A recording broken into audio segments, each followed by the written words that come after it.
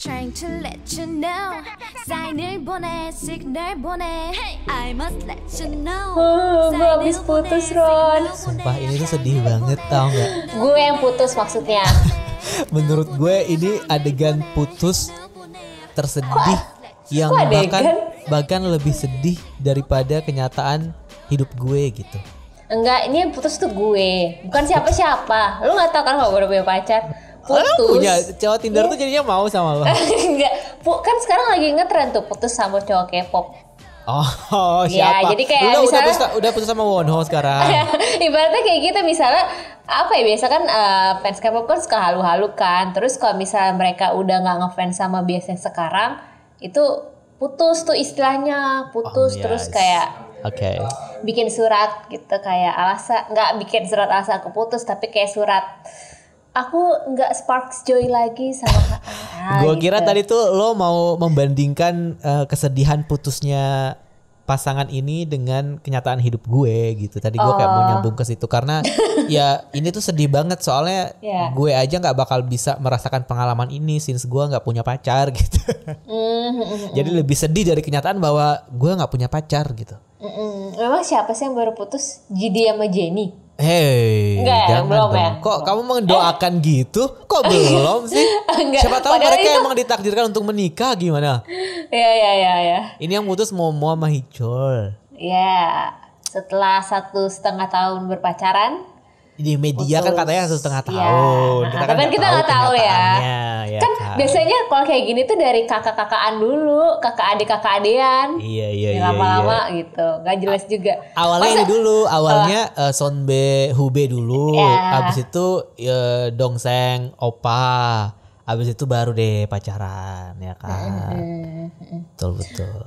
Kalau menurut lo kenapa nih alasan mereka putus? Apakah Gue- pengalihan isu? Ada apa nih? Pasti JYP sama SM kenapa-napa nih, makanya dikasih berita ini. Ntar dulu. Lo ngikutin beritanya nggak sih sebenarnya yang Hicul Momo ini? Baca nggak artikel dari portal gitu? Enggak, cuma baca judulnya doang. Baca Udah. judulnya doang. Oh ya udah gitu. Enggak, kalau gue mau nebak aja. Kalau tadi lo baca, gue pengen nebak ini pasti putusnya gara-gara sama-sama sibuk. Ya emang kayak gitu alasannya kan? Iya kan? Makanya nggak tahu. Bener gak kayak gitu? Ya Kang Daniel sama Jihyo juga kayak gitu kan alasannya. Iya, karena sama-sama sibuk, nggak pernah ketemu gitu kan. Tapi memang gue rasa kalau orang yang pacaran beneran ya, terus sama-sama sibuk dan tidak pernah ketemu kemudian putus, mungkin baru ngerasa bahwa masalah itu tuh real gitu. Kalau orang kayak gue yang nggak pernah merasakan itu, gue ngerasa kayak emang iya sama-sama sibuk bisa putus gitu. Gue pasti mikirnya gitu sih. Iya sih. Tapi di sini Benar-benar. juga dia bilang mereka mulai menjauh karena kesibukan gitu. Kayak lo ketebak nggak sih lo idol? Kalau lo Ya, pacaran emang lo pasti akan dari putus awal- gara-gara sibuk gak sih? Dari awal pacaran juga udah sibuk kan? Makanya kayak ngapain sih lo pakai alasan itu, yang lain kayak Iya. alasannya lebih Jawaban paling diplomatis sih udah sih. Udah. klasik. Misalnya Kalau jawaban kayak- polisi buat Nia Ramadhani ini klasik gitu. Harusnya misalnya kayak Hicul udah gak sayang lagi sama Momo. Misalnya balas reply chat Kakao Talk-nya lama gitu. Ya, Atau enggak betul.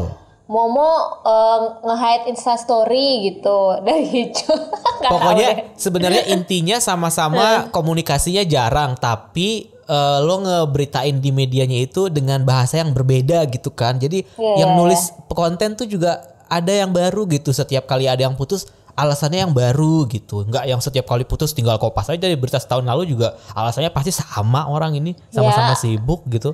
Ya kan alasannya itu kan yang kasih tahu juga agensinya kan. Enggak tahu. Kalau ini seorang sumber, enggak Oh seorang agensi. sumber ya. Oh ya sampai akhirnya yang konfirmasi Baru itu agensinya. baru agensinya. Oh ya gimana ya, berarti Twice nggak bakal diundang ke Knowing Brothers sih. Sedih Ya nggak, banget. menurut lo? Sedih banget ya. Awkward gak sih? Oh, Kayak iya mending juga berusaha sih. menghindari lah. Ya nggak? Iya bisa jadi. Oh iya ya. Bisa jadi tahu. Oh iya juga ya. Padahal itu kan acara lagi hits banget kan.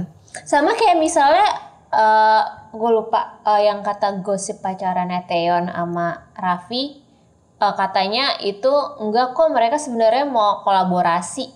Tapi menurut gue lagu kolaborasinya nggak akan dirilis sih, karena keburu ada gosip itu. Oh iya Iya kan kalau kayak gini tuh kayak ya udah mending menghindar aja gitu. Jadi Iya, kayaknya betul ya. hal Twice untuk ke Knowing Brothers kayaknya chance-nya semakin sedikit sih. Karena Hicul juga di situ panelis utama kan, kayak core of Iya, the iya. core gitu. Ya kali. Tapi berita putusnya ini kayak nggak, gue sih nggak tahu sih ya. Kalau di timeline gue udah acak kadut sih gabung sama, nggak jadi isinya nggak K-pop doang. Tapi gue merasa kayak lebih orang kayak menyayangkan gak sih ya kenapa gitu. Iya, gue juga ekspresi pertama gue ketika dengar beritanya, gue menyayangkan sih kenapa akhirnya putus. Karena seperti yang kita tahu, Hicul kan tidak seperti laki-laki Korea pada umumnya kan, katanya kalau misalkan di dunia entertainment kan kayak belakangan ini sering banget isu-isu miring tuh, cowok tuh brengsek banget lah pokoknya ya di Korea gitu ya, kayak pelecehan seksual lah, apa ini itu gitu. Sementara Hicul kan image-nya sangat baik-baik gitu selama ini dengan perempuan manapun gitu. Jadi kayak wah sayang banget sih sebenarnya. Walaupun gue tidak pernah nge-hype juga mereka pacaran, karena kayaknya Hicul mau sama siapapun pacarnya nggak bakalan kayak oh this is a groundbreaking news, nggak yang kayak gitu, kayak biasa aja karena dia memang deket banget sama banyak perempuan kan. Jadi bukan sesuatu yang menghebohkan lagi. Cuman ya gue sayang aja sih. Iya. Atau mungkin bisa jadi sebenarnya masih pacaran aja kali. Iya nggak sih? Mungkin Iya, putusnya kan? putus cuman di media doang gitu ya. Putus atau enggak lagi break gitu. Tapi putus ya nggak tahu juga sih. Tapi gue tadi sempat lihat ada screenshot julitan. Jadi itu sempat trending. Kalau di gue sih nggak trending ya. Kan trending topik Twitter kan beda-beda. Jadi itu ada keyword free her gitu. Oke. Kesannya tuh kayak Momo tuh udah bebas dari Hicul, seakan-akan Hicul tuh kayak mendikte Momo, padahal nggak tahu juga kan ya hubungan orang ya. Jadi kayak ada beberapa mungkin yang kadang-kadang tuh kalau yang fans girl group hardcore tuh paling anti namanya laki-laki gitu. Seakan-akan kayaknya kalau pacaran sama laki-laki tuh gimana gitu ya. Sama jadi aja kayak fan girl gak sih ke grup iya cowok sih, juga sama gak aja sih ya.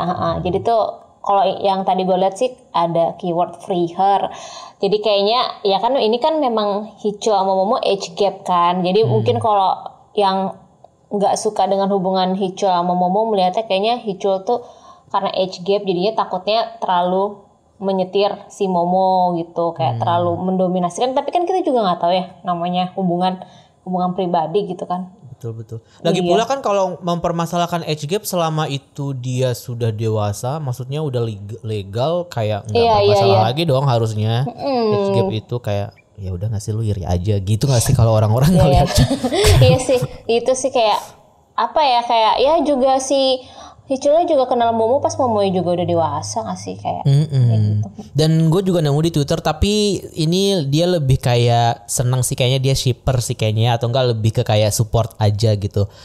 Satu tweet dari @haveyoumatchin, dia nulis best of love and luck to the both of you. Thank you for the times you had together walking on the same road. Now your road has separated, but I hope you'll be happy on each of your path, but still walk together despite being on parallel lines. We love you always, Hicul and Momo. Kayak wow, sweet gak sih? Kayak lu gue sebagai fans Baekhyun Taeyeon berharap ada orang yang kayak gini nih di Nggak ada tapi ya. nggak nemu, bukannya nggak nemu, gue belum nemu aja gitu. Tapi tuh sayangnya kayaknya mereka. Tapi kayaknya kalau hubungan antar idol tuh kayak cuman sumur jagung nggak sih? Kayaknya yang bertahan lama tuh Hyuna sama Idon. Kayaknya mungkin karena ya ini nggak sih ya, kayak nggak ada anjir, nggak ada jaminan ya, memang kita nggak ada jaminan apapun sih, cuman ya memang karena itu tadi kayak Hyuna sama Don menurut gue adalah pengecualian. Pave the way banget sih, pengecualian banget buat hubungan antar idol gitu. Tapi ya namanya juga Momo juga masih muda juga ya, maksudnya kayak gue nggak tahu sih Hicul apakah memang dia orientasinya sudah menikah gitu, maksudnya ketika dia berhubungan di usia dia yang sekarang, sementara kan nggak mungkin dong dia Momo mau menikah nih pas dia masih aktifnya sama Twice gitu. Mungkin itu jadi salah satu alasan mereka putus, mungkin sebenarnya Hicul mau kawin, mau nikah gitu, tapi nggak bisa sayang, aku tuh harus ada karirku tuh lagi tingginya. kata Momo sambil mengebrak meja ya kan. Mungkin itu kali terjadi obrolan di antara mereka berdua sampai akhirnya nggak sepakat, terus ya udah kalau gitu kita jalan sendiri-sendiri aja gitu. Iya, tapi kalau idol sama idol tuh hubungannya tuh yang tadi gue bilang sumur jagung. Beda kalau sama aktor atau idol, itu kayak yang paling awet sih.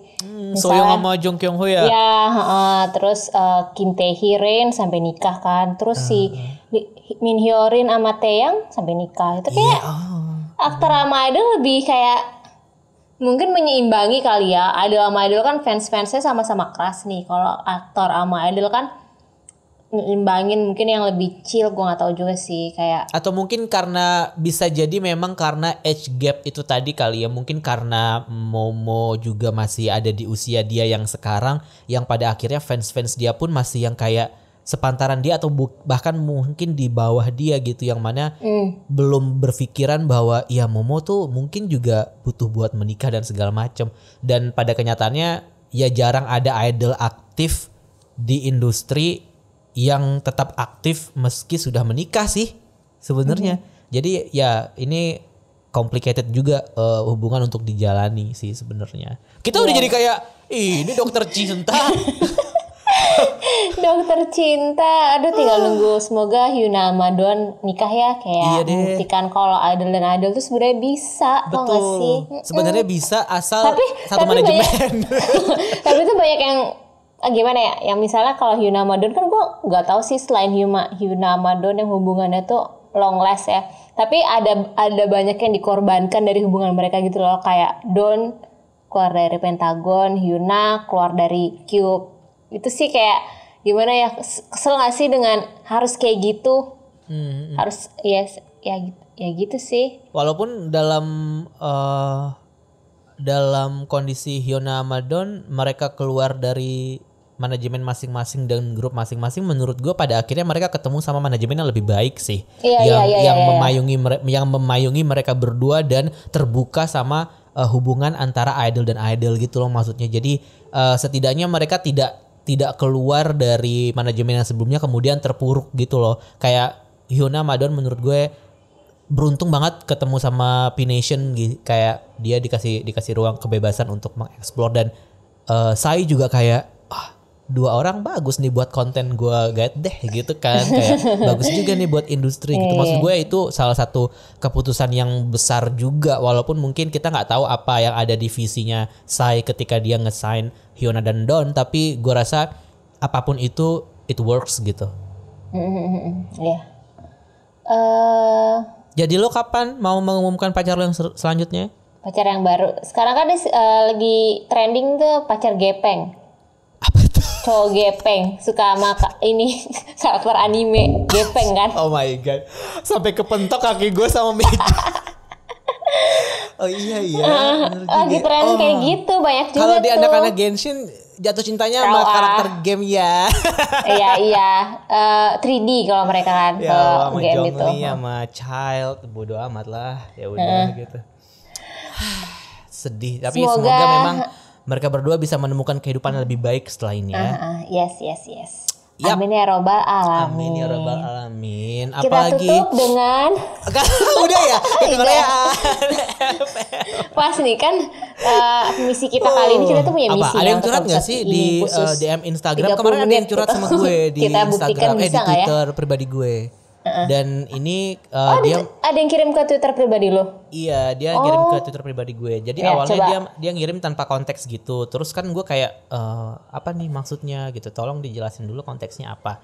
Jadi gue ceritain dari awal aja kali ya, biar boleh. Gue penasaran. Biar runut gitu. Jadi di satu thread Twitter ada salah satu fans K-pop yang menanggapi sebuah tweet dari fans yang lain gitu. Dan tweet ini sebentar, dia kasih tahu fandomnya nggak? Enggak, dia nggak ngasih tahu fandomnya. Jadi dia ngomongnya general gitu. Dia bilangnya K-popers, dia bilangnya. Jadi tapi kalau dari username-nya sih, username yang dia balas itu mungkin XOL karena namanya Kyungsu Lit nih. Sejauh ini gue nggak tahu ada member grup lain yang namanya Kyungsu di K-pop, gue nggak tahu. Tapi kita asumsikan ini sebagai XOL ya. Jadi awalnya gue nggak tahu nih konteksnya apa karena si sender bilang ke gue tolong dibahas di kekoreaan. Jadi gue bacain screen capnya si yang dipermasalahkan ya. Jadi dia bilang, untuk semua K-popers, kalau ngefan girl bikin kamu kehilangan respect, ngebuat kamu bisa berkata-kata kasar dan menghina orang lain, please berhenti dulu deh.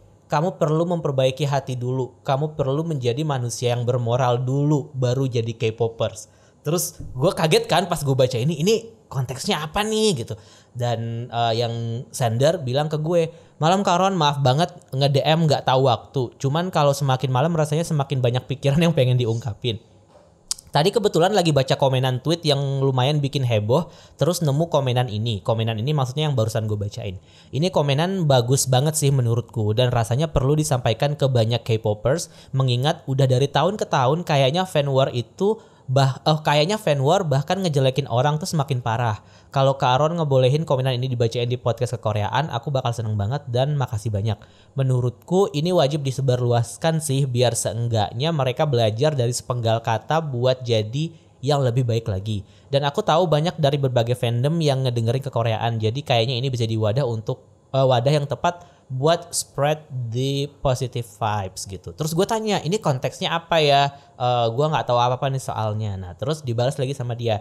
Jadi tweet yang tadi itu dia bilang, jadi ada orang ini multi fandom. Dia EXO-L, Directioners sama Belieber. Gue mengasumsikan orang ini yang dimaksud adalah si Kyung-Soo Lit tadi yang dibales itunya tweetnya. Dia pakai Ava Kyung-Soo terus nge-quote RT tweet yang isinya acara gitu. Vote beberapa grup termasuk 1D sama BTS. Ini kayaknya masih berhubungan sama topik kita minggu lalu juga ya, yang culture yang pengen lo hapus gitu. Nah di tweet itu dia bikin giveaway, syaratnya harus ngevote One Direction. Nah di sini banyak yang nyerang dia, katanya berusaha ngejatuhin BTS dengan ngadain giveaway harus vote One Direction. Banyak ARMY yang nyerang dia, ngira dia ini EXO-L only buat ngehancurin BTS dengan cara vote artis lain. Padahal dia multi fandom gitu, bukan cuman EXO doang, dia suka One Direction gitu. Kayak gue tahu deh yang itu. Sempat ada juga deh lewat di timeline gue. Tapi gue lupa sih. Ya, lanjutin iya. Mungkin ini hanya sebatas salah pengertian aja dari ARMY atau nggak tahu juga ya Kak. Cuman dari sini sempat baca beberapa komen yang jadi ngehina satu sama lain. Kalau aku lihatnya ini jadi nggak sehat aja karena di giveawayin aja gitu vote-nya gitu. Jadi ada dua sih yang gue lihat di sini yang membuat sender ini resah. Yang pertama adalah lo bikin giveaway tapi harus vote satu grup sementara yang lo suka gitu, jangan ngevote grup yang lain. Yang kedua adalah pesan bahwa untuk semua K-popers harus saling respect. Kalau lo belum bisa respect, mending lo berhenti dulu jadi K-popers, belajar respect dulu, baru balik lagi jadi K-popers gitu. Gimana tuh menurut lo? Yang pertama dulu deh, soal voting. Kemarin kan kita udah bahas nih. Itu voting yang lagu ini nggak sih, lagu Euro, lagu mana yang mau dipasang di Euro? Itu bukan sih? So, kalau itu nggak dibilang ya? Dia nggak bilang itu soalnya.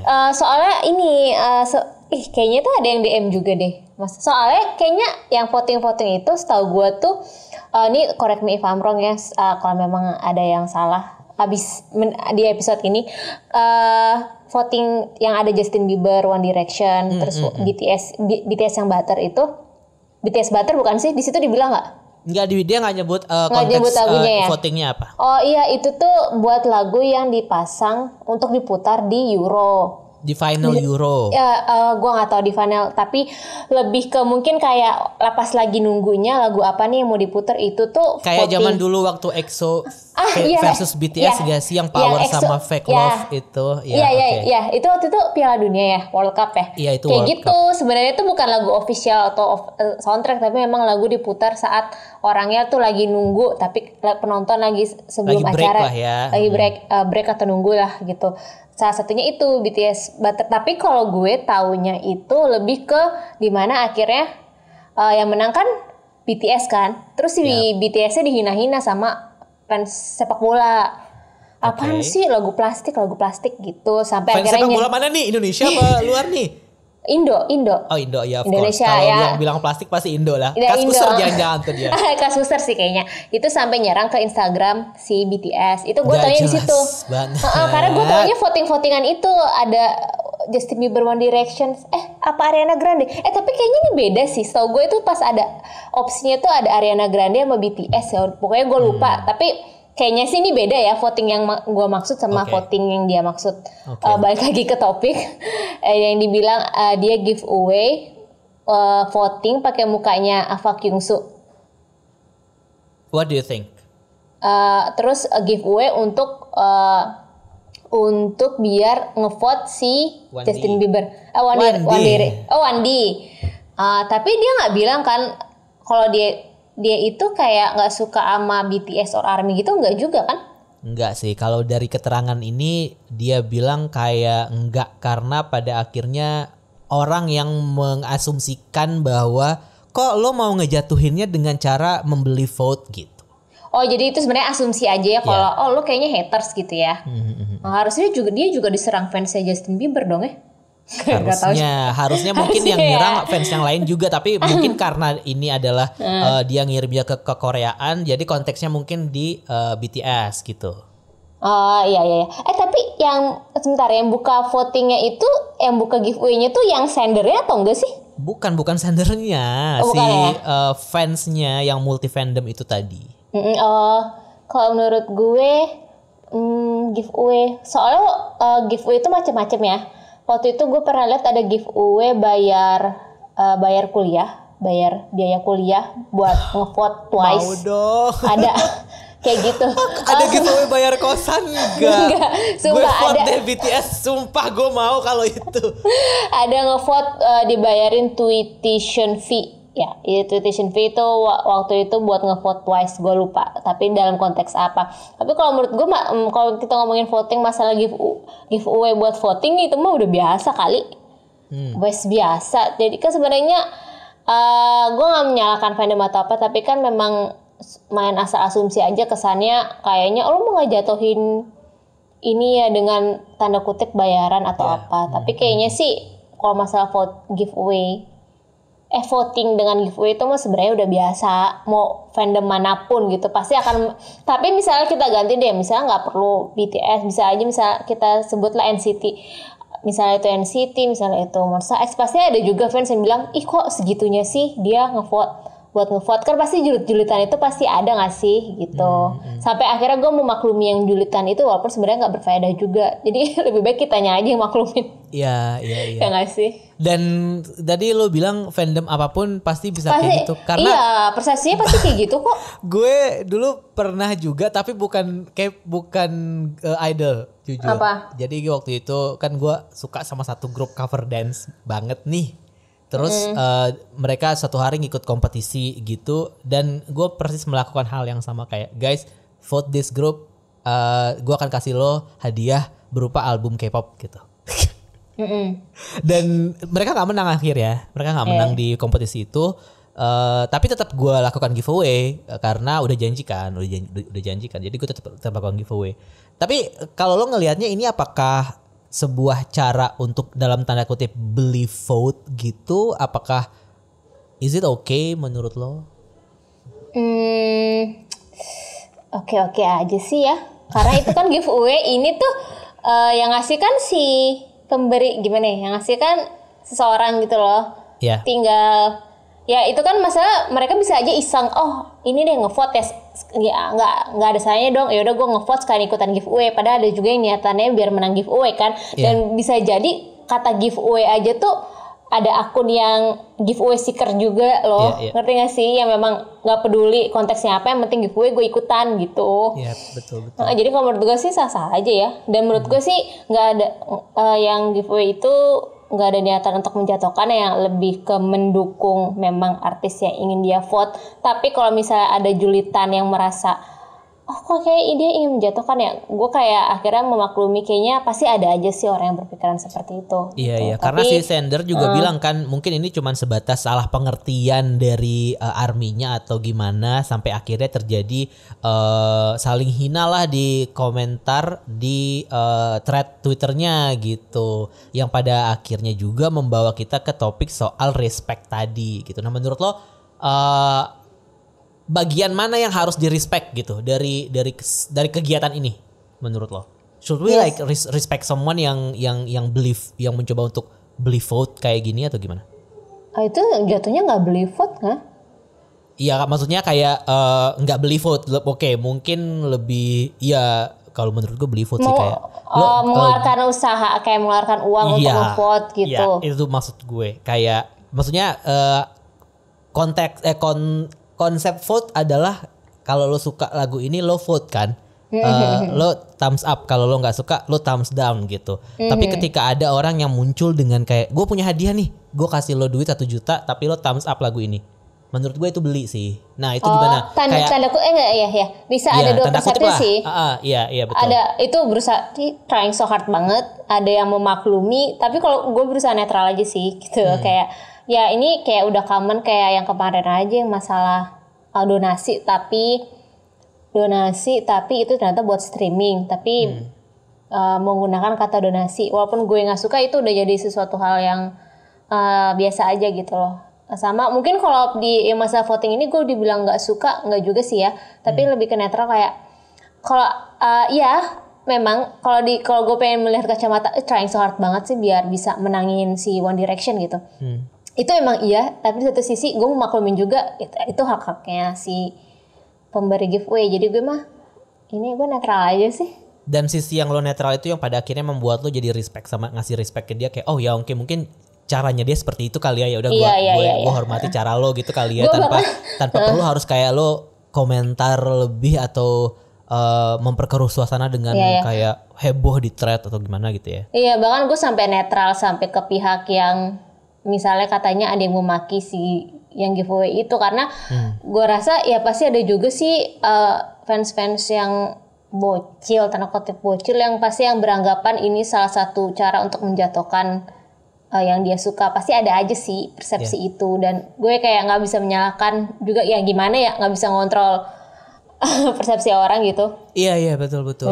Iya, kalau gue juga sih sebenarnya menyorotinya semua hal kan bisa dilihat dari dua sudut pandang ya. Kayak tadi kan lo bilang kayak ya mungkin memang dia trying so hard banget, tapi di sisi lain juga kalau gue ngelihatnya itu salah satu bentuk support dia kali ya untuk memacu orang lain supaya juga mensupport artisnya gitu kalau gue sih. Tapi poin yang penting dari obrolan kita barusan sebenarnya mungkin terlepas dari kayak apakah halal atau tidak halal lo membeli vote dalam tanda kutip dengan cara seperti itu. Yang penting sebenarnya adalah respect sama sesama fans. Itu kan sebenarnya yang pengen juga disampaikan oleh si sender ini ke curhatannya dia ini, bahwa sesama fans kita memang harus respect gitu, jangan dikit-dikit ngerasa kesenggol terus akhirnya ngomong kasar, akhirnya doxing dan segala macam. Tapi memang ya tenang dulu sebelum lo komentar kayak kenapa nih orang bikin kayak gini gitu. Maksudnya kayak gue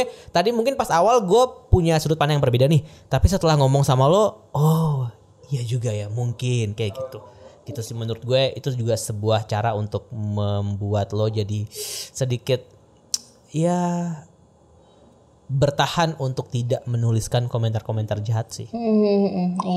Iya sih, tapi susah sih kalau udah kayak gitu mah kebiasaan, karena mereka ngetik kan gampang ya, cepet ya, merem aja tuh bisa. Jadi tuh kayak gimana ya udahlah, gue hanya menghela nafas. Iya, tapi juga ya mungkin sekarang kalau kebetulan lo dengerin ini ya mungkin lebih tahan diri aja kali ya gitu. Iya. Gue sedikit kasih tips mungkin kalau misalkan lo udah kesel banget dan pengen ngetik tapi nggak pengen ketahuan ya, selain lo bikin akun bodong yang dikunci yang emang nggak ada followersnya, yang cuman lo yang ada di situ, lo chat diri sendiri aja di Instagram. Bisa search nama lo, terus lo chat diri sendiri, terus lo maki-maki orang dari situ. Nggak ada yang baca juga kan, cuman lo yang baca. Yang penting keinginan buat ngetiknya itu kesampaian gitu.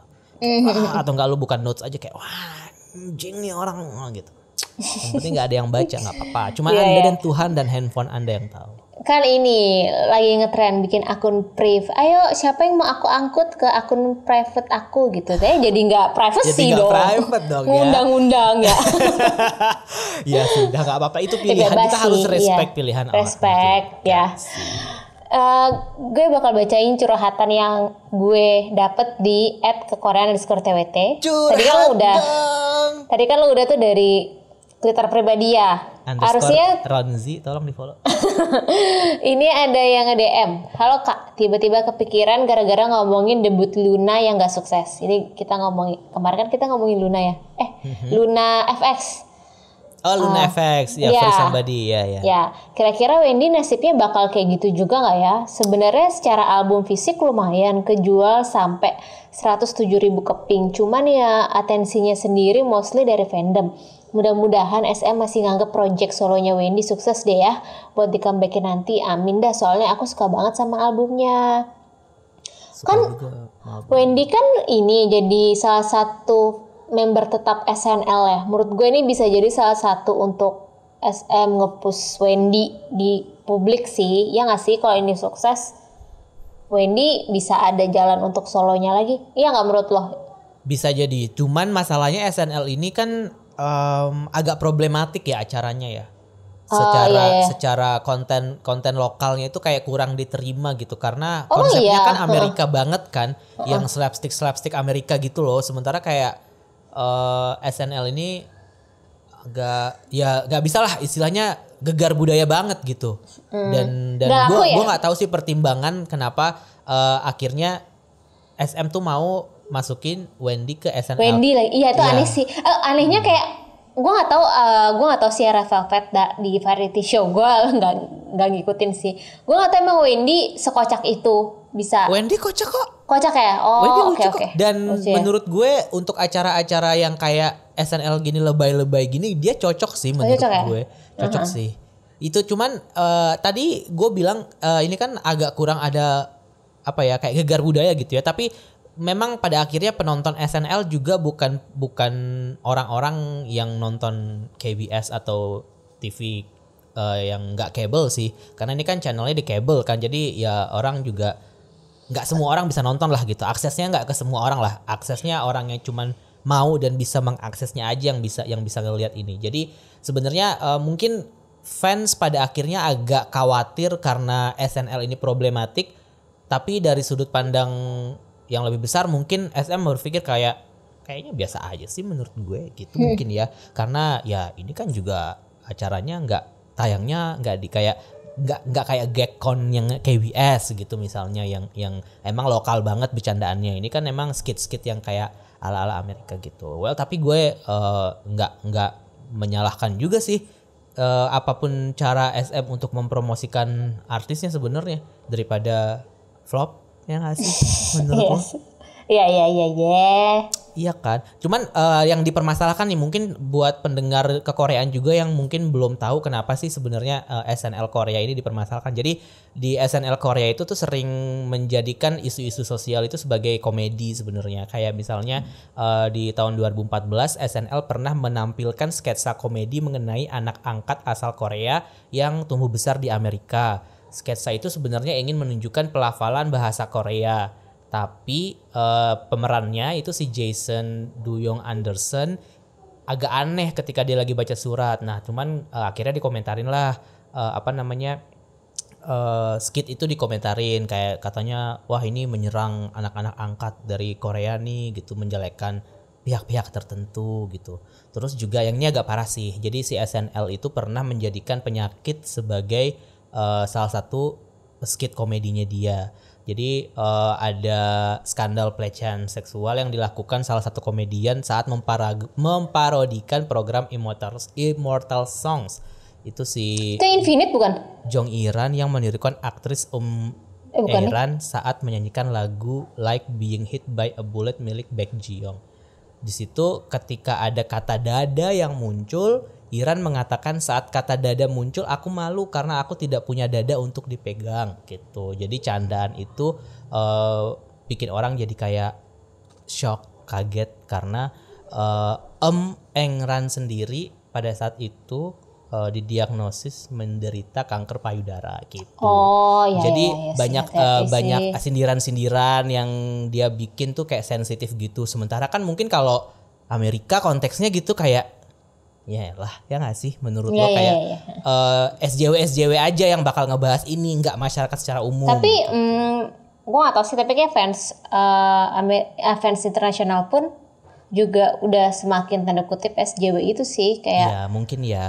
Jadi memang harus hati-hati sih ini. Semoga Wendy nggak mendapatkan skit-skit atau dialog yang takutnya merendahkan atau memojokkan. Iya, bermasalah. Tapi kita juga nggak bisa sih sebenarnya menjadikan hal-hal yang sudah terjadi 5 tahun 6 tahun yang lalu sebagai tolak ukur untuk acara ini sekarang, karena setiap tahun kan pasti berubah tuh, ada revisi dan segala macam. Mungkin karena gue nggak nonton SNL, gue nggak tahu kayak enggak kok sejak itu berubah kok mereka, nggak tahu juga, nggak bisa juga bilang gitu kan. Jadi ya mungkin ada pertimbangan juga dari SM sebagai manajemen untuk memutuskan buat masukin Wendy ke situ sih sebenarnya. Jadi kita nggak bisa nggak bisa selalu menilai acara ini jelek gara-gara kesalahan dia 7 tahun yang lalu misalnya. Tapi pada kenyataannya dia masih tayang kok sampai sekarang, ya gak sih? Menurut lo? Kayak biasanya kan kalau Korea, kalau acara-acara TV lain kalau udah misalkan bermasalah sekali gitu, di-cut, kalau enggak ganti gitu kan. Tapi ini cukup panjang loh umurnya gitu. Mereka network sih, di channel network sih. Jadi mungkin sponsornya gede juga. Cuman ya itu tadi kayak kenapa mereka masih bisa bertahan juga, mungkinkah memang setiap kali ada skandal-skandal gitu mereka memperbaiki atau gimana kan nggak tahu juga nih gitu. Maksudnya kayak kalau mikirnya kejauhan mungkin kita ngelihat Mnet deh gitu. Mnet produce 101 bikin skandal, ya udah nggak usah pakai nama produce, bikin aja Girls Planet 999 gitu kan. Sama aja tuh konsepnya anyway, sama voting aja ya juga ya kan. Tapi ya itu tadi kayak mereka memberikan kesempatan TV ini untuk bikin acara lain dengan konsep voting dan sistem voting yang mungkin lebih baik daripada sebelumnya gitu maksud gue. Jadi kayak ya mungkin itu juga yang terjadi sama si SNL, gue nggak tahu sih tapi. Tapi semoga emang itu bisa ngegenjot karir Wendy banget sih mungkin ya. Iya aja ya. Amin. Betul. Tapi Wendy itu bentar. Tadi soal album ya. Oh, gue pengen komentar juga yang soal Wendy sama Luna sih sebenarnya. Kayak kalau kita mau ngebandingin kondisi SM ketika promo Luna dan FX dengan kondisi SM ketika promo Red Velvet sama Wendy, menurut gua nggak bisa langsung dibandingin plek-plekan gitu sih, karena mungkin kondisi perusahaannya pada saat itu mungkin berbeda gitu. Jadi sebutlah sekarang kita bisa bilang kalau anak-anak SM yang sekarang lebih beruntung karena duitnya lebih banyak aja dibandingkan dengan ketika era FX pada masa itu sih kalau menurut gue. Ya sih, dan juga Red Velvet itu fandomnya besar kan, gede ya, gitu. Dibandingkan sama Miu ya. Iya, kalau Miu tuh kayak lebih ke ya orang tuh tahu oh FX tuh keren tapi nggak part of fandom gitu. Kayak albumnya Joy juga 100.000 nyampe kok. Iya. Yang cuman yang tanda kutip cuman remake bisa 100.000. Aespa Next Level juga remake kok terkenal kok. Iya kayak men ini aman lah. Ayo Red Velvet katanya mau comeback. Iya, Agustus kan? Nggak tahu sih kapan. Bentar lagi. Bentar lagi. Kayaknya lo harus bacain yang di IG ada yang seru deh. Yang mana nih? Banyak. Yang adeknya nggak suka nge-ship Lisa sama Jungkook atau apa gitu. Adeknya si Sander. Kocak deh itu. Oh iya ini ada ya. Oke, gue baca ya. Oke, halo Ron dan Dita, aku mau komentar tentang manifest kekoreaan kemarin yang tentang shipping culture. Memang nih, ada baiknya ngurusin kapal sendiri. Tuh, not your fandom, not your business ya. Kalau nggak suka kapalnya, ya tinggalin aja. Tapi begitu aku lihat kenyataan fans K-pop yang semakin muda dan K-pop yang makin mudah diakses, bikin aku agak kontra sama pendapat ini. Oke.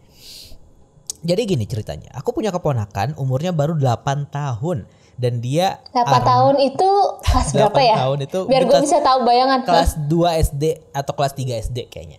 Ya masih kecil banget ya. Ya oke. Dan dia ARMY dan benci Lisa cuman gara-gara ada fans yang nge-ship Jungkook sama Lisa. Gitu katanya.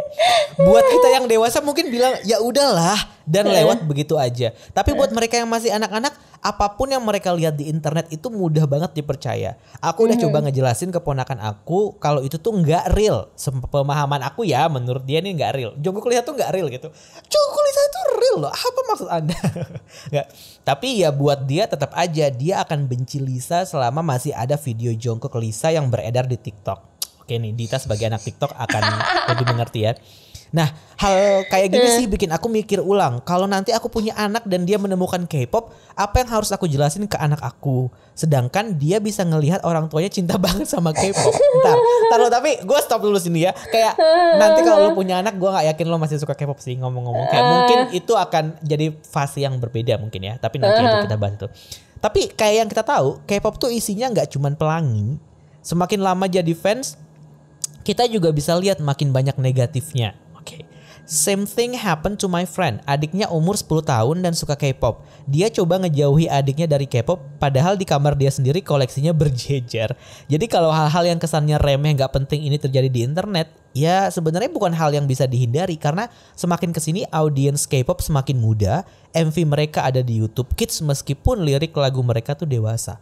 Beneran loh MV bukan yang kayak Hot Sauce atau Pinkfong begitu menurut dia. Tuh, sebagai anak, yang pertama Dita anak TikTok, yang kedua ponakannya banyak dan suka K-pop juga gitu. Oh, ponakan gue udah gak suka K-pop. Dulu tuh gue inget banget gue itu ngeracunin ponakan gue pakai lagunya Tiara Roly-Poly pas zamannya masih balita. Oke, terus kayak dia ngikutin kan Roly-Poly, jadi nyanyinya tuh Roly-Poly. Ya emang Roly-Poly pasti lucu gitu. Sekarang memang sukanya BTS kan. Tapi gue gak tahu sih kalau sekarang kayaknya udah enggak gitu kayak. Gue melihatnya itu benar sih, anak kecil mau dikasih tahu apa gitu kan, masih 8 tahun ya. Mau ngasih tahu kayak gimana pun kalau itu yang dia percaya tuh susah tahu kalau anak kecil. Nah, apalagi konteksnya K-pop ya, hiburan gitu loh, kayak tunggu sampai dia sadar sendiri aja. Bener deh. Tapi kalau kayak gitu menurut gue agak dalam tanda kutip jahat juga sih sebagai keluarga dan orang tua kalau menurut gue, karena sudut pandang dari sender ini sangat penting banget untuk diberitahukan ke orang tua si anak itu menurut gue, bahwa kayak nggak bisa, anak lo belum waktunya nih suka K-pop. Kenapa? Karena gue misalkan nih gue sudah 10 tahun di K-pop dan gue tahu K-pop itu isinya kayak gini, fandomnya kayak gini gitu. Dan maksudnya dalam tahap dimana dia membenci Lisa itu menurut gue udah salah sih pembentukan karakter Anjoy. Maksudnya itu sebuah informasi yang misinformation dari internet gitu.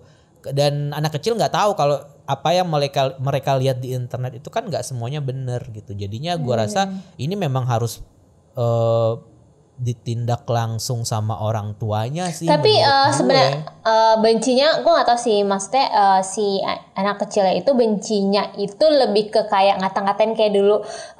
Kayak dulu mungkin kalau gue nggak sampai benci sih, mungkin kayak ngata-ngatain aja, kayak misalnya nggak Britney Spears sih, tapi kayak waktu kecil gue ada fase dimana gue ngatain sih. Karena memang sama Christina Aguilera ya? Enggak, gak usah deh. Bola deh, dulu kan gue suka bola. Gue MU banget kan. Ya klub bola lain gue jelek-jelekin. Gue benci, tanda kutipnya benci. Tapi benci itu gak sampai kayak dendam kesumat sampai gue bikin akun. Gue gak tahu, makanya nih konteksnya si anak kecilnya itu tuh bencinya dalam tahap apa? Ataukah dia bikin akun bodong buat nyerang Lisa kah? Atau bencinya kayak benci, gak suka deh kayak gini soalnya dia sama Jungkook. Itu kan kayak, ya gimana sih benci-benci anak kecil yang gak usah dianggap serius, nanti dia juga lupa. Makanya itu kenapa gue bilang ini sangat penting untuk diberitahukan ke orang tua, karena ketika dia udah bisa YouTube, kemungkinan besar dia udah bisa main sosmed nih. Takutnya dia tanpa sepengetahuan orang tua bikin akun bodong gak sih? Kayak lo baru 8 tahun, you can say anything on Twitter tanpa tahu akibatnya. Karena betul. Hal ini kan bukan cuman berimpact sama masyarakat yang gak tahu dia siapa dan yang ngebaca tweet dia kan. Pada akhirnya orang-orang atau anak-anak yang kayak gini yang mereka gak tahu impact social media dan cyberbullying itu, yang pada akhirnya kayak lo baru 8 tahun tiba-tiba lo didoxing gimana? Tricky coba banget sih. Tiba-tiba datang orang ke rumah lo nuntut, gue nggak suka ya anak lo ngomong kayak gini, kan itu kan menakutkan kan. Dan dia masih bocah cuy gitu. Lo ingat nggak kasus Natia Sina waktu itu yang ternyata anaknya masih SMP kan? Masih bocah, iya makanya kan. Nah menurut takutnya gue kayak gitu ya. Iya, parah-parahnya itu kayak gitu. Ketika dia udah tahu internet, dia mencoba segala hal dan dia bikin akun. Dia merasa bahwa gue nggak suka Lisa. Wah, kemudian dia ngata-ngatain Lisa di situ. Ya kita nggak tahu kan nanti impactnya di luar tuh seperti apa. Makanya gue bilang ini tuh penting banget sih buat yang turun tangan, sebenarnya nggak bisa. Harusnya orang tuanya sender, harusnya orang tuanya, karena gua nggak ngejudge bagaimana mereka merawat anak atau gimana ya, tapi mungkin ketika di usia-usia seperti ini kayak batasan itu tuh memang harus diperhatikan banget sih, kayak mana yang anak lo boleh konsumsi, mana yang tidak boleh dikonsumsi, dan apa yang dilakukan oleh anak umur 8 tahun di internet itu kayaknya harus mulai dipantau. Karena kayak gua gak tahu kalau di kota-kota besar mungkin udah biasa kali ya yang kayak gitu. Kalau saya di Lombok sana kayak ponakan saya kayak nggak boleh, apa itu nggak boleh, akan dimarahin pasti sama orang tuanya. Walaupun mereka tidak dilarang untuk nonton YouTube sih, tapi kontennya pasti akan dipantau gitu. Kayak ya apalagi bikin sosmed nggak sih, kayak itu tuh lagi jaman penasaran banget sih kalau menurut gue, kayak gue juga mau bikin ini gitu. Gue bisa ngata-ngatain Lisa sepuasnya. Belum lagi kalau dia ketemu sama orang yang juga nggak suka Lisa, coba kan langsung jadi bisa berkomplot tuh kan. Jadi bisa bikin langsung bisa bikin akun anti Lisa gitu kan bisa di Facebook ya. Kecil soalnya. Makanya itu sih kayak ini perlu perhatian lanjut sih menurut. Ya sih, gue nggak bisa berkomentar apa-apa ya. Ini kenapa kita jadi serius gini? Karena gue nggak punya anak, jadi nggak paham. Karena betul. Anak kecil tuh udah jago banget ya urusan gadget. Bisa jadi bisa apa ya? Walaupun pengawas-pengawasnya orang tua, mereka bisa aja gitu loh. Kebobrosan ya. Kayak misalnya gue ini di luar dari topik K-pop, tadi gue baca berita di mana balita abis CO-in barang yang harganya mahal banget orang tuanya nggak tahu sampai harus shock gitu. Bayar COD gitu. Kayak kayak gitu. So gue nggak bisa berkata apa-apa ya, mohon maaf nih. Anak gue diem aja dah. Makanya kan kalau kita jadinya mau nyalain siapa coba kalau kayak gitu. Nyalain tetangga, nggak bisa dong. Pasti mikirnya pasti orang tua aja. Tadinya gue mikirnya itu paling kayak gue dulu fase, tapi kan kalau gue menyamakan anak kecil sekarang dengan gue dulu beda. Kalau gue dulu kan kagak ada sosmed ya. Iya. Kalau kita dulu nggak ada kok sosmednya masih terbatas lah gitu konsumsinya. Kenal gitu. Sosmed juga kan kita waktu SMA cuy, SMA SMP kan kenal internet juga. Seandainya pas waktu kecil misalnya gue suka bola dan gue maki-maki klub lain, gue udah dituntut itu sih gue. Iya dong. Udah tahu fans bola tuh dikit-dikit tuntut. Beneran. Pencemaran nama baik. Dulu gue pas masih kecil yang paling gue jelek-jelekin paling ini siapa? Pak Neftali, tau gak lo? Neftali siapa? Ada karakter jahat di Amigos. Iya. Terus lu sampai sebel sama artis lu? Sebel sama artis dulu. Gue dulu pas masih remaja dan masih kecil adalah anaknya cancel culture banget. Jadi gue pernah nge-cancel Ariel Noah gara-gara dia MBA. Ariel Noah? Oh, gara-gara video shoot ya itu? Bukan gara-gara video shootnya. Gara-gara dia ternyata udah punya anak tapi anaknya di luar nikah. Gitu. Oh iya, tahu. Itu gue cancel banget waktu itu. Sumpah, gue masih SMP terus gue kayak gue kan suka banget Peter Pan terus tiba-tiba what? Itu langsung gue cancel banget waktu itu. Gue udah nggak bisa lagi ngefans Anda gitu. Itu kan juga salah satu bentuk dari kurangnya kurangnya pendidikan dari orang tua juga kan, kayak ya apa yang orang tua tahu tentang cancel culture pada saat itu kan nggak ada sih dulu, nggak ada tuh cancel culture nggak ada sih. Jadi sekarang ini ya tantangan ya buat para bunda moms. Ini tantangan moms buat kalian yang punya anak dan anaknya udah mulai suka K-pop. Mulai sekarang mungkin dijauhi aja sampai atau mereka mungkin yang pendengar kekoreaan, kalau ada yang punya anak dan anaknya suka K-pop, boleh bagi-bagi cerita kali ya, sudut pandang kayak gimana sih gitu. Tapi gue nggak tahu sih ada nggak ya, siapa tahu aja. Ada nggak ya, atau mungkin ponakannya atau mungkin yang lain. Kebanyakan punya anaknya tuh tanda kutip anak K-pop gitu, misalnya Shotaro. Anaknya siapa aja? Shotaro. Menafkahi anak kan, kayak gak gitu. perlu dinafkahi itu sih. Udah enak hidupnya. Masalahnya sekarang saya mau nafkahi Shotaro juga nggak bisa, belum ada album, belum punya subunit, jadi susah masih juga belum. buat ya kan. Sabar ya. Sabar, kita tunggu aja. Next kekoreaan. FF. Badan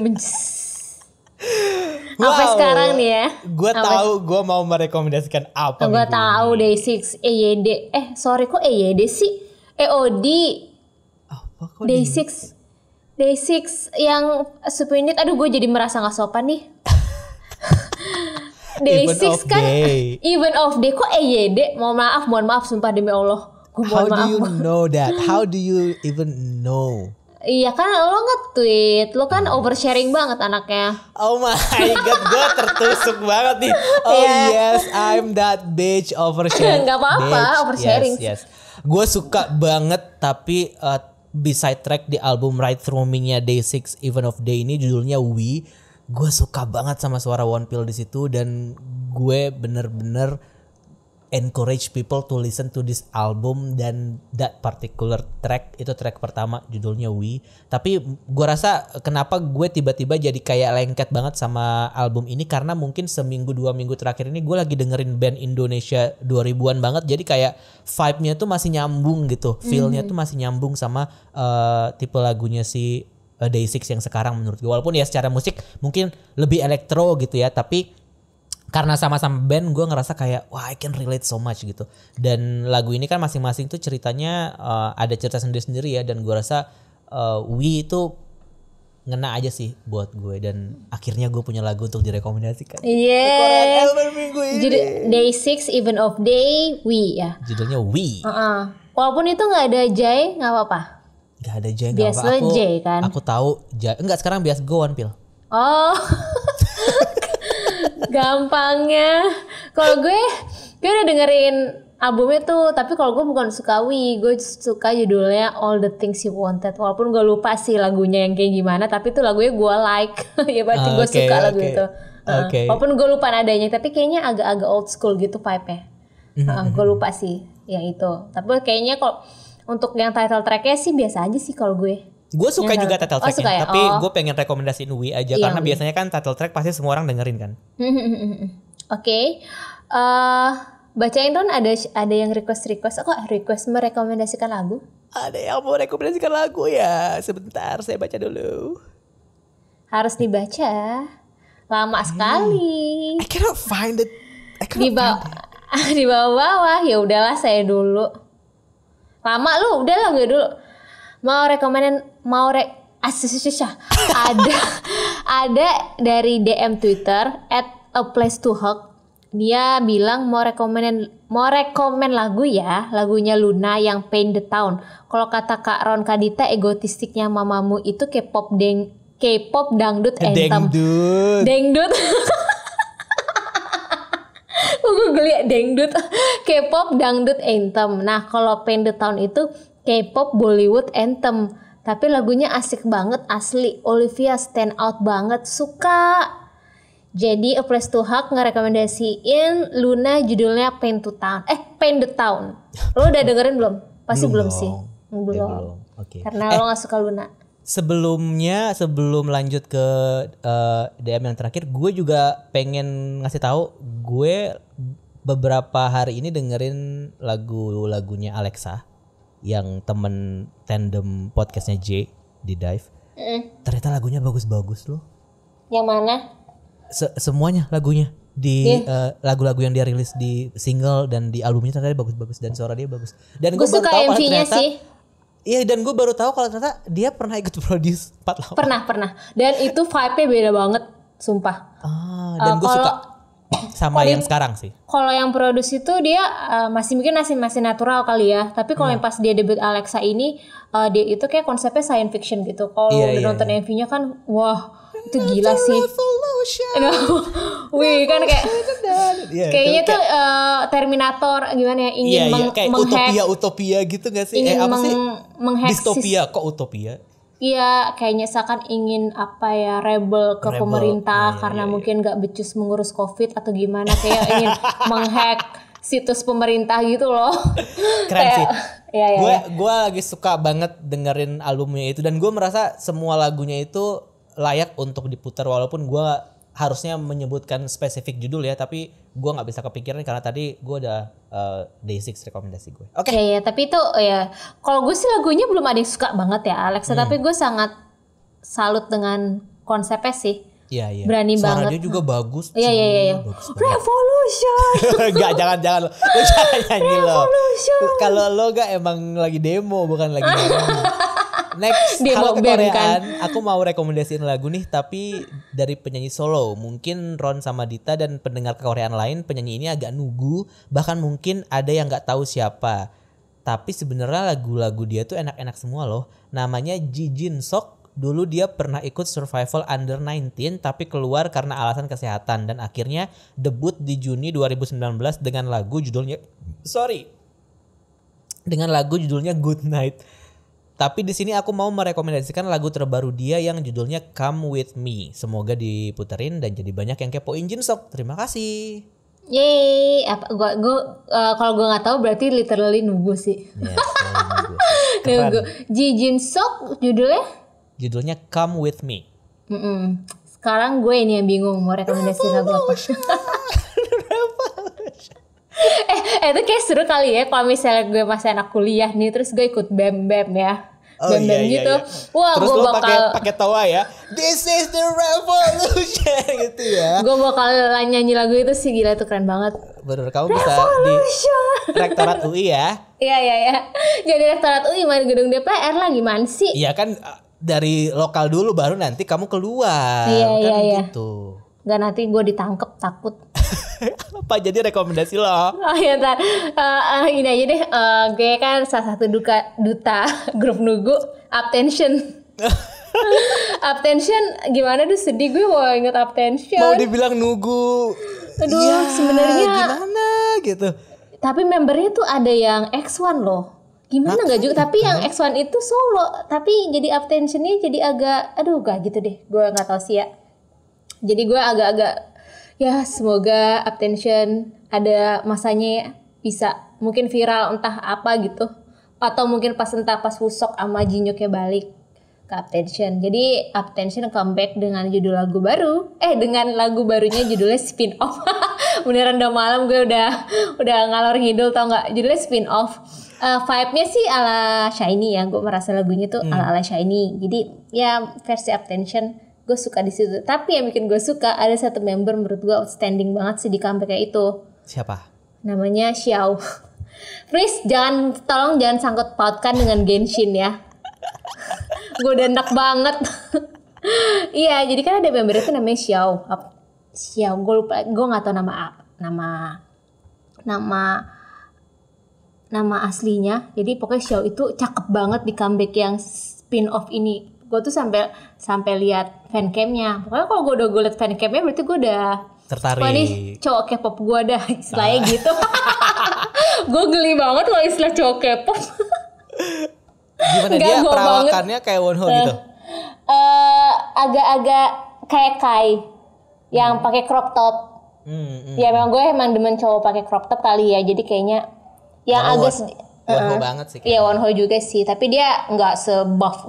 Wonho kan udah kayak paha ayam boiler gitu ya. Kalau ini kayak Kai sih gue. Cakep banget sumpah, kalian harus lihat show di comeback Uptension yang spin off, cakep banget. Oke. Sangat recommended. Gue aja tadi nggak kepikiran lo mau nyebutin show Genshin, kenapa lo kepikiran aja? Iya ya udah maaf deh. Ya tahu-tahuan aja lo ada yang namanya show lagi.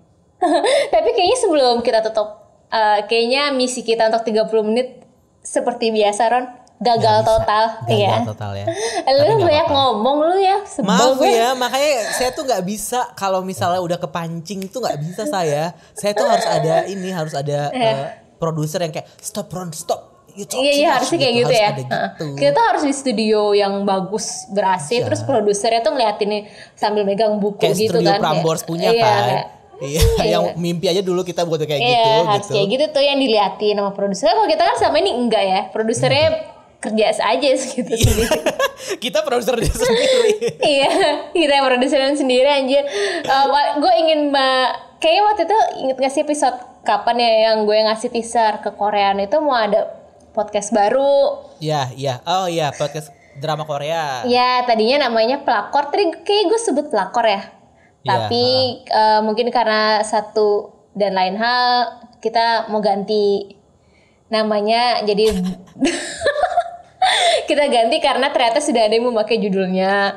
Jadi nama podcastnya Drakor Queen. Tapi tunggu aja belum rilis karena soalnya tuh mau rilis sempat ada masalah, ada yang harus Masalah isoman. teknis lah ya. Iya, ada harus isoman dan mau rekaman lagi ini apa PPKM kan istilahnya bener nggak? Apa PPKN? PPKN ya, PKM. Kok PPKM sih? Ya PKM. Jadi kayaknya untuk podcast kekoreaan yang fokus bahas drama Korea dan film masih belum tahu rilisnya kapan, tapi tunggu aja. Yang pasti namanya Drakor Queens. Bukan pelakor lagi ya. Bukan. Karena Hose. udah dia yang pakai. Udah pakai.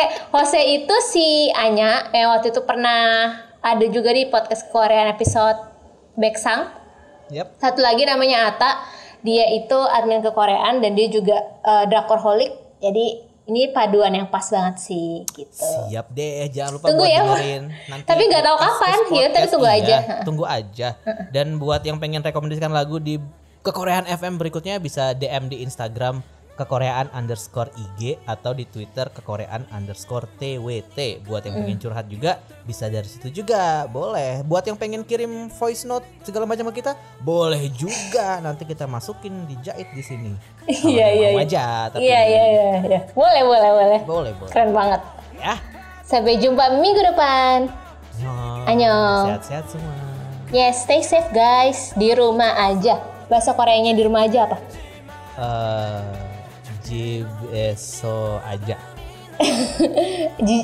Besok aja. Ya udah, besok aja. Annyeong. Sometimes you fall and then we rise. 늘 반복해 끝도 없이 희망이 떠오르면 절망은 저무니까 기쁨